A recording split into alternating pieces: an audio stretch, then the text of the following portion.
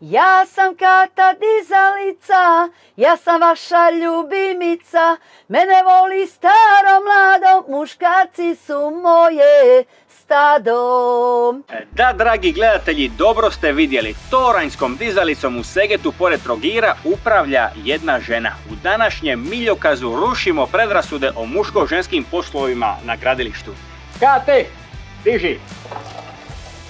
Ja sam Katica Barada, ja sam rukovateljica Toranjske dizalice, mogu reći jedina žena u Hrvatskoj za sada. Već 12 godina dizalica je Katičina najbolja prijateljica. Ljubav prema ovom jedinstvenom poslu je naslijeđena. Ja mogu reći, ja sam naslijedila svoga oca. I tako je to krenulo. Ja sam vidjela na neki način početak moj je bio izazov. Izazov prema tom tornju i ja sam sebi rekla, ma Kate, ti ovo pokušaj. I vidjet ćemo šta će da bude. Ja sam pokušala i uspjela sam i ja danas radim svjesno, odgovorno i kako treba. Poslove u građevini najčešće smatramo muškim zanimanjima, ali Katica je dokaz da žena jednako uspješno može obavljati tako odgovoran posao kao što je rukovanje toranjskom dizalicom. Pa čak i bolje.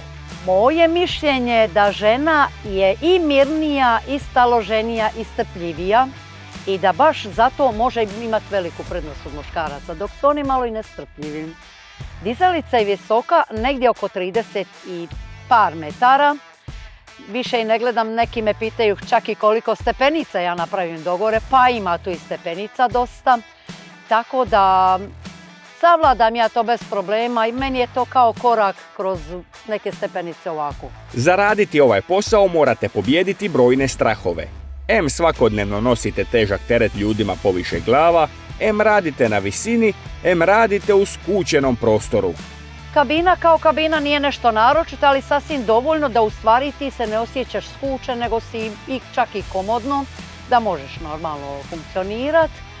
A koliko vremena? Vremena je 8 sati radno vrijeme. 8 sati se mora biti precizan i... Da, upravo tako. Mora se biti baš precizan i odgovoran. Koji je najveći neprijatelj rukovoditelja toranjske dizalice? Najveći izazovi u ovom poslu su ipak vjetar sa kojim se mi uvijek borimo, a to je najčešće bura. Zima ili ljeto rad na dizalici? Zima. Zašto? Zato što je lakše, možete se ugrijati gore u kabini i nekako lakše vam je funkcionira bez obzira na vjetar.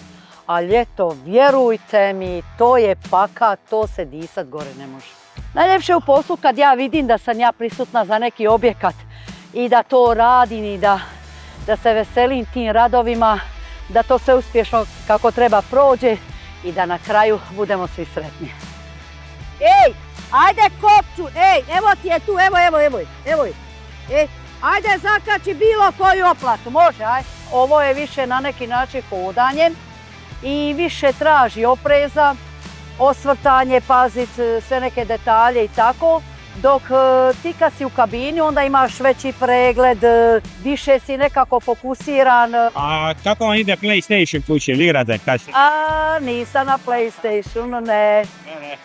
To ja ipak ostavljam za djecu na neki način, da to je više dječji svijet, a ovo je ipak jedna ozbiljna rubrika, što se kaže, i posla i odgovornosti. A radila je Katica na uistinu velikim projektima. Od trgovačkih centara do zgrada i hotela. Veliki poslovi nose odgovornost i stres, a ovo je njen lijek za stres.